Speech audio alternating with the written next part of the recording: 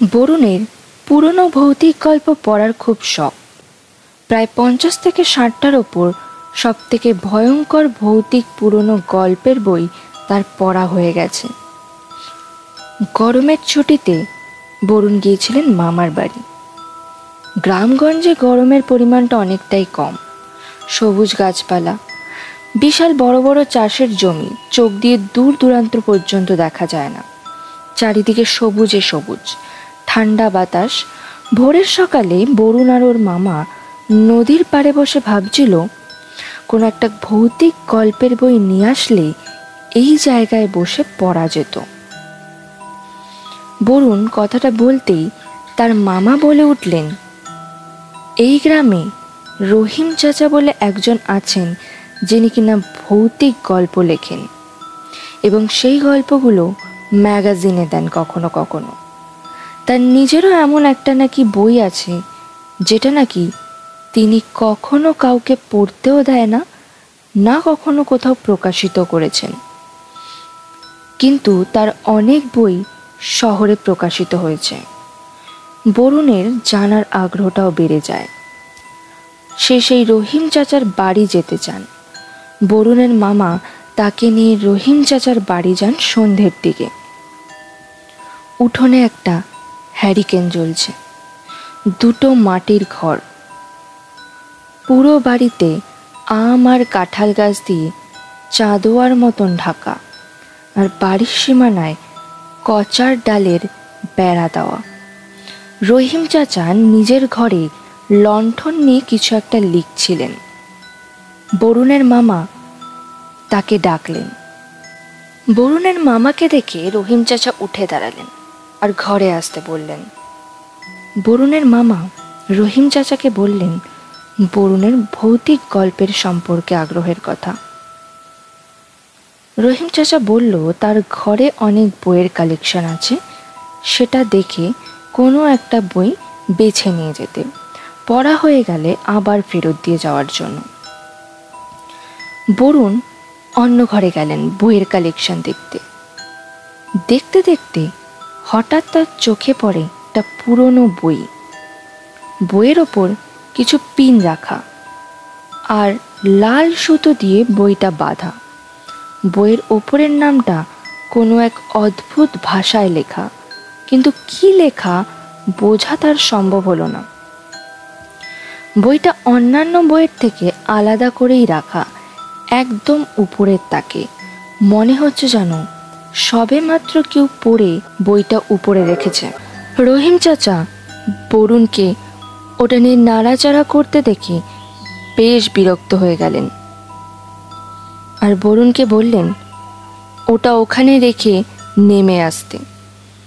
বরুণের মনে এখন ওই বই পড়ার ইচ্ছে আরও চেপে ধরল। রহিম চাচাকে সেই মুহূর্তে বাইরে থেকে কেউ একজন ডাকলেন।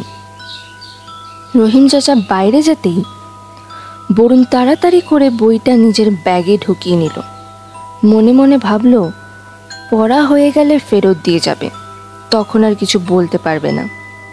বরুণ তার বইটা নিয়ে বেরিয়ে আসলো। বাড়ি এসে রাতের বেলা লণ্ঠনের আলোতে বইটা ব্যাগ থেকে সে খোলে। অদ্ভুতভাবে বই খোলার সাথে সাথে লণ্ঠনটা দপদপ করতে করতে নিভে গেল। বরুণ দেশলাই দিয়ে লণ্ঠনটা আবার জ্বালালো, কিন্তু দেশলাইয়ের আগুনের আলোয় মুহূর্তের জন্য বরুণ একটা ভয়ঙ্কর মুখ হাওয়ার মতন ভেসে যেতে দেখল। ভয়ে তার হাত থেকে দেশলাই কাঠিটা পড়ে যায়।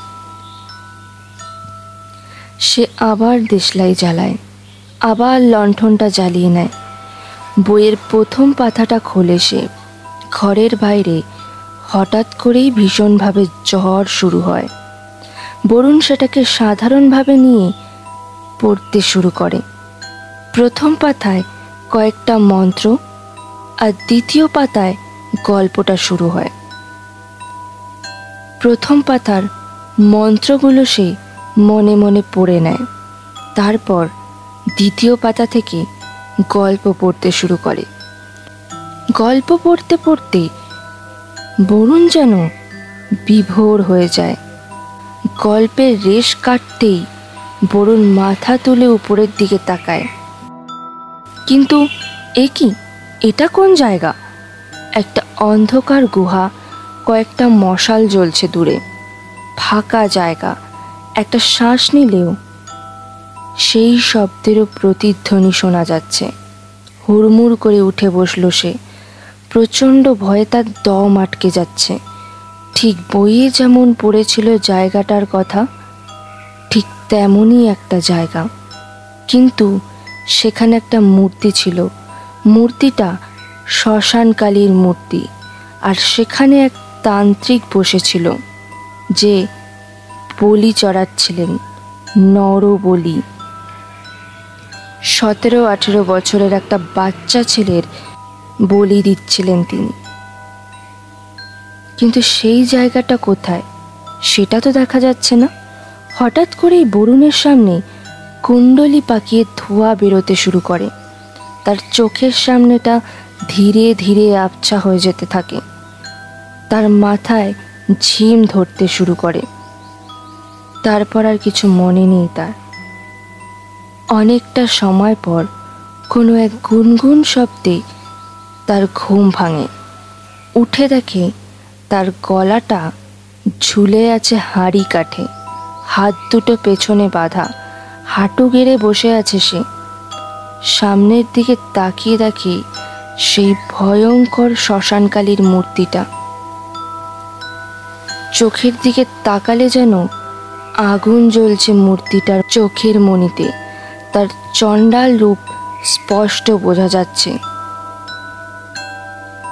সামনে বসে আছে এক কাপালিক, কালো বস্ত্র ধারণ করা সেই কাপালিক, মাথায় একটা কালো টিকার দাগ দেওয়া। কিন্তু ভয়ঙ্কর বিষয় হলো কাপালিকের চোখের কুঠুরিতে শুধু সাদা অংশ, মণি নেই। কি বীভৎস দৃশ্য সেটা! বরুণের গলা থেকে একটাও শব্দ বের হচ্ছে না। মৃত মানুষের মতন তাকিয়ে তাকিয়ে সে দেখছে চারিদিকটা। তাকে স্নান করানো হলো, কপালে লাল সিঁদুরের একটা টিকা পরানো হলো। সে বুঝতে পারছে সে নরবলির শিকার হয়েছে, গল্পে পড়া বইটার মতন। সে দেখতে পায় বলির জন্য কাপালিক রাম দাউটা তুলছে, সবে তাকে মারতে যাবে তার আগে কাপালিক কিছু মন্ত্র পড়ল। এই মন্ত্রগুলো সে কিছুক্ষণ আগেই পড়েছে। বরুণ অজ্ঞান হয়ে যায়। বেশ কিছুক্ষণ পর সে দেখতে পায় মামার ঘরের খাটে শুয়ে আছেন সে। অন্য একটা ঘর থেকে রহিম চাচা আর তার মামার গলার শব্দ শোনা যাচ্ছে। তাদের কথাবার্তায় বোঝা গেল তার মামা নাকি কিছুক্ষণ আগে দেখতে পান সেই বইটা মেঝেতে পড়ে আছে, কিন্তু বরুণ সেখানে ছিলেন না। সারা বাড়ি খুঁজে, সারা গ্রাম খুঁজেও বরুণকে নাকি পাওয়া যায়নি। তারপর তার মামা রহিম চাচাকে তার বাড়িতে ডাক দেন এবং সমস্ত ঘটনা রহিম চাচাকে খুলে বলেন।